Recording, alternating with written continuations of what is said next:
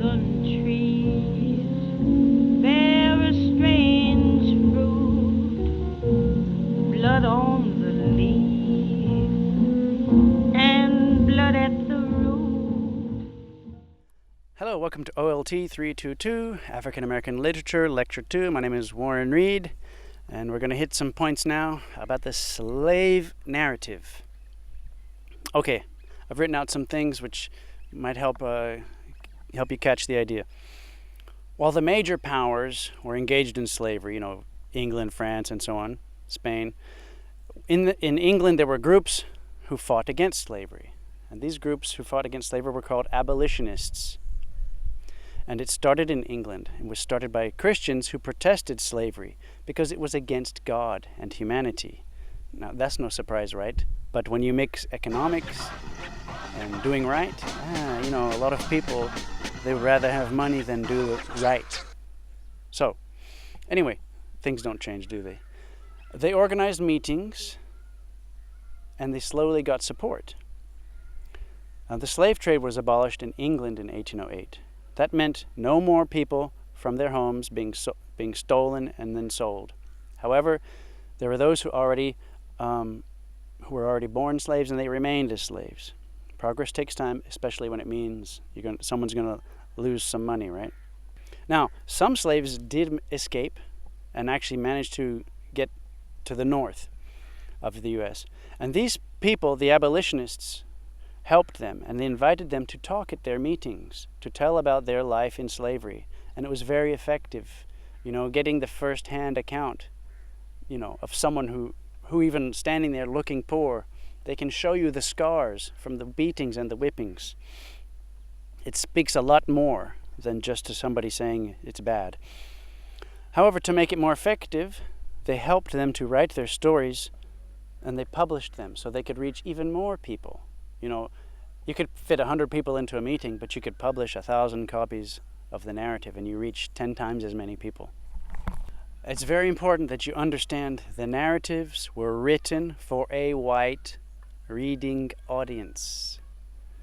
Whites could vote, and they were the only ones who could end slavery. There were some slave revolts, but they always failed, because a plantation over there would have a revolt, but the slaves over here, either they didn't know about it, or they weren't ready, they didn't have the means, and slaves, it was very hard to communicate between slaves on different plantations. Very, very, very hard. And that was another way that, they controlled them. So there was no unified revolt. It was just pockets of revolt, but they always failed. Another thing to remember is that slaves, as in Frederick Douglass' story, you learn there was a lady who started teaching him to read, and she was not allowed to. Slaves were not allowed to read or to learn to read and write. One, it was a way of communicating, and two, they could start learning about their rights. The more knowledge the slave had, the more trouble they would become. And so the process of keeping them down involved keeping them ignorant. Okay? So in your questions on exams, don't say this slave narrative was for the slaves to read. The slaves didn't know how to read.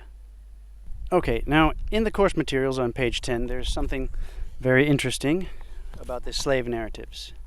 And I quote, "Slave narratives can be said to occupy the territory between history and art, biography and fiction, and memory and imagination."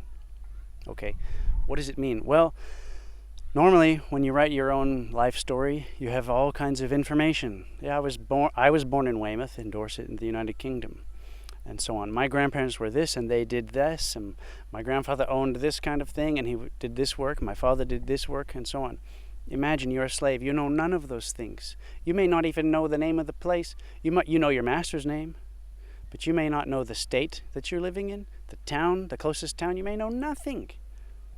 So some of the details are imagined. It's part from the imagination, or just any town. Just name a town, okay? So that people because those details are important in telling a story. But if you don't have those details, then you have to invent them a bit. Secondly, it's possible that maybe my own story isn't quite as interesting as some parts. If I add in some stories from other people's lives, maybe those who are still in slavery, and also even in the best biographies, there's a chance of some exaggeration. So that's why history and art, it's telling the story, but it's also having to create some of it and fill in some gaps. And you can't just fill in gaps with something boring. It has to be interesting, or you lose the reader. Okay, this fly, I'm going to get it. Now a little bit about Frederick Douglass. As you'll read, his father was a white man and his mother was a slave, and he was separated from her at birth. This was to isolate and weaken the sense of identity. Who are you if you don't even know who your mother is? Other important points are he was sent to Baltimore to work, where he was exposed to ship work. Ships are an important image in his work. Free blacks who lived in Baltimore, and he was first taught to read by his master's wife until he found out and stopped it. And we already talked about the slaves weren't allowed to read. This should help point out the power of literacy. It's important to read. Reading is so important. It's more important than watching television. While in Baltimore, he learned a trade, but he got into many fights, and he was sent back to his master.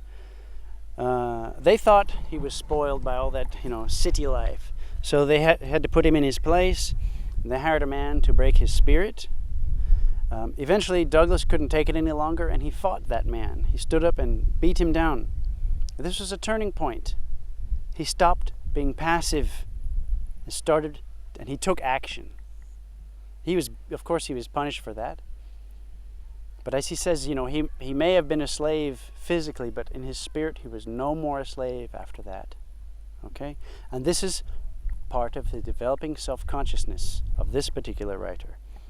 Eventually, he escaped, and he spent the rest of his life working for human liberty. He talked at many abolitionist meetings, but people started to doubt him. So he wrote his story, his narrative, and it was a bestseller. But it got him in trouble because he was, of course, an escaped slave, and his owner's like, hey, wait a minute, he's mine, I want my property back. So he left, he went to England. Later, an English couple paid for his freedom. And then he was totally free, and he returned to the U.S. and began a journalistic career. He even owned and edited different newspapers, and he became the main leader of African Americans of his time. He died in 1895, 30 years after the end of slavery. And in the next lecture, we'll talk more particular details about his narrative. Fruit hanging from the poplar tree.